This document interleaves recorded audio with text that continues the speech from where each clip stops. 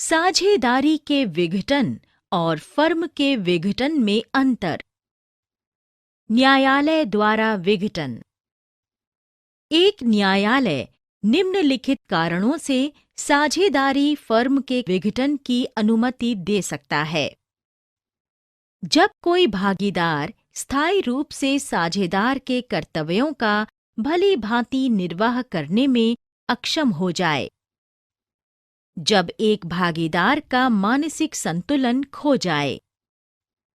जब कोई भागीदार दुर्व्यवहार का दोषी हो और फर्म के व्यवसाय को क्षति पहुंचने की आशंका हो।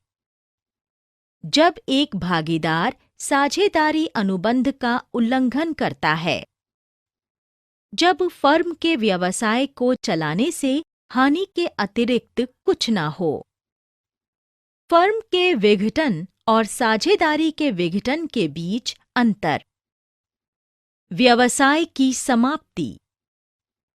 साझेदारी के विघटन में फर्म का व्यवसाय समाप्त नहीं होता है, जबकि फर्म के विघटन में व्यवसाय भी समाप्त हो जाता है।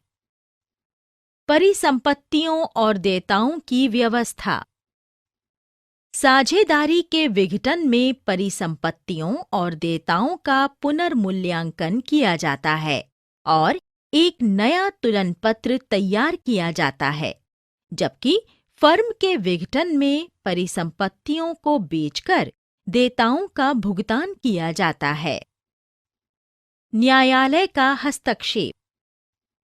साझेदारी के विघटन में न्यायालय का हस्तक्षेप नहीं होता है, क्योंकि ये भागीदारों की परस्पर सहमति से होता है। वहीं फर्म के विघटन में न्यायालय का हस्तक्षेप होता है। आर्थिक संबंध। साझेदारी के विघटन में भागीदारों के बीच आर्थिक संबंध जारी रहते हैं।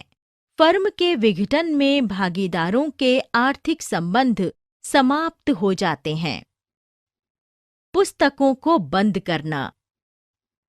साझेदारी के विघटन में पुस्तकों को बंद करने की आवश्यकता नहीं होती, क्योंकि व्यवसाय बंद नहीं होता है।